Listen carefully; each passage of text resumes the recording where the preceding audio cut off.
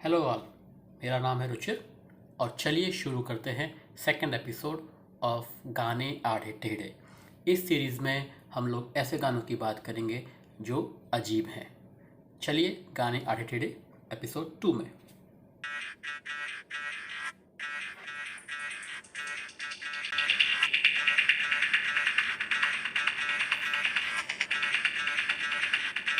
तो आज हम जिस गाने की बात करने जा रहे हैं वो है गैंग्स ऑफ वासेपुर पार्ट 2 का एक गाना चिचा लेदर।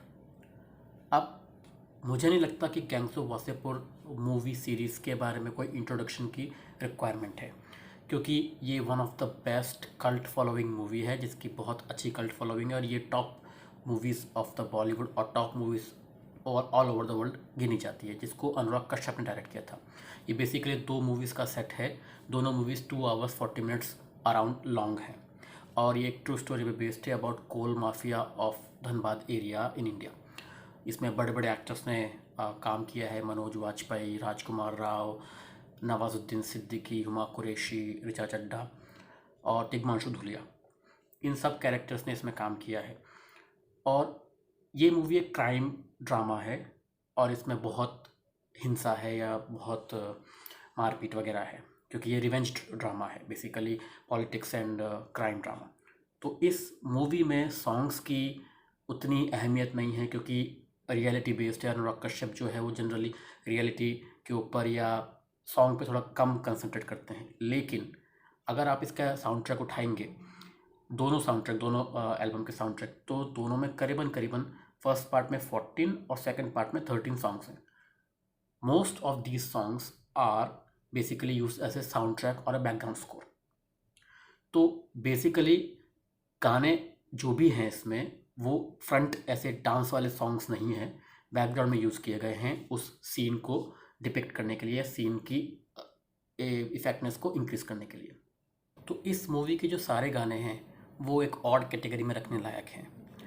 सारे गानों को हम लोग एक अजीब कैटेगरी में रख सकते हैं, क्योंकि they are different songs, they are not like romantic और define a genre, they are basically used as a sound track.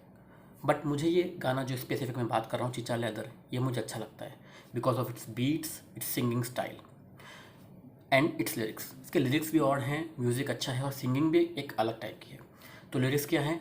मेरा जूता फेक लेदर, दिल चिचा लेदर। तो मुझे इसका मीनिंग लगता था पहले कि मेरा जूता जो है वो एक फेक लेदर की तरह है, लेकिन मेरा दिल जो है वो एक चिचा लेदर है, मतलब it is a pure leather. But later on I Google and I found कि प्रोबेबली इट मीन्स, चिचा लेदर एक वर्ड होता है हिंदी में जिसका मतलब होता है केओस या कन्फ्यूजन या मैस। तो it probably means my heart is in a mess और my heart is in a chaos. तो जो भी मतलब निकला, लेकिन ये एक अच्छा लिरिक्स, एक और टाइप के लिरिक्स है। दोनों एल्बम को म्यूज़िक दिया है स्नेहा खनवलकर ने।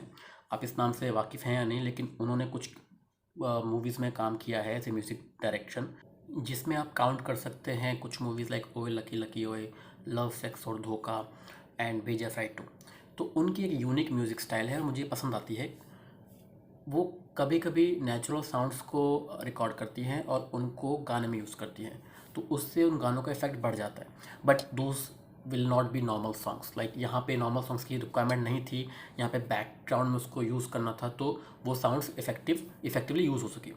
अब इस गाने में ख़ास बात क्या है कि इसको गाया है 16 साल की दुर्गा ने, जो उस टाइम 16 साल की थी। She is basically not a singer, she use to sing in trains. तो वो गाने वो ट्रेनों में घूम के, जैसे लोग जो गरीब लोग होते हैं वो गाना गाते हैं और पैसा कमाने की कोशिश करते हैं, तो वो उधर को बिलोंग करती हैं और वो ट्रेन में गाने गाती थी या ट्रेन में घूम के ऐसे गाने गा के पैसे अपने लिए कमाती थी। तो उनको स्नेहा ने देखा और उनको यूज़ किया। प्लस इस गाने में एक ख़ास बात है कि इसकी बीट्स बहुत ही अच्छे हैं, एक काइंड ऑफ डांसिंग म्यूज़िक का इसमें एक फ़ील है। और इसमें बीच में एक ऐसा टाइम आता है जब ऐसा लगता है कि you are repeating the same word. तो प्रोबेबली वो मिक्स किया गया है कि जैसे एक ही वर्ड को बार बार वो बोल रहे हैं और मिक्सिंग करके उसको एक बीट्स के साथ मैच किया गया। लेकिन जहाँ तक मुझे पता है वो एक्चुअल मिक्सिंग नहीं है, वो रियली में जो हमारी सिंगर हैं दुर्गा, उन्होंने उसको बार बार गाया, लगातार गाया और इतने अच्छे से परफेक्टली गाया। गाने में जो है एक रॉनेस है, उनकी आवाज़ में एक रॉनेस है, तो उससे इसका इफ़ेक्ट डबल हो गया, क्योंकि इससे एक नेचुरल सिंगिंग या कह सकते हैं कुछ बनावटीपन नहीं है, एक प्रॉपर तरीके से सुर को पकड़ के और उसको गाया गया है। और प्लस वो जो लगातार एक ही वर्ड को बार बार रिपीट करने का जो सेक्शन है वो बहुत ही अच्छे तरीके से किया गया है। अगर वो सही बात है कि मिक्स नहीं किया गया है, उन्होंने डायरेक्ट वो एक ही वर्ड को बार बार रिपीट किया, तो बहुत ही अच्छे तरीके से उन्होंने किया।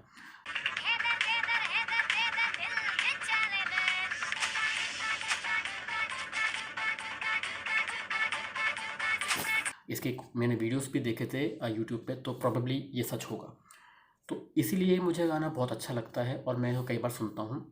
मुझे लगता है आप लोगों ने इस गाने को सुना होगा, अगर नहीं सुना है तो आपको सुनना चाहिए, क्योंकि इसमें एक ऑडनेस है, इसमें एक अलग ही बात है, तो जो कि अच्छी बात है कि एक्सपेरिमेंटल सॉन्ग के तौर पे हम इसको कंसिडर कर सकते हैं विद बीट्स। तो ये हमने कवर किया सेकंड एपिसोड में अबाउट दिस सॉन्ग। इसे जो लिखा गया, इसे जिसने लिखा था उसका नाम मैं यहाँ पे अभी प्रिंट कर दूँगा, क्योंकि मुझे एकदम से याद नहीं आ रहा है।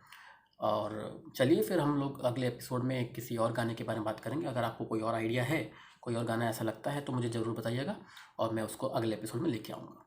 Thank you.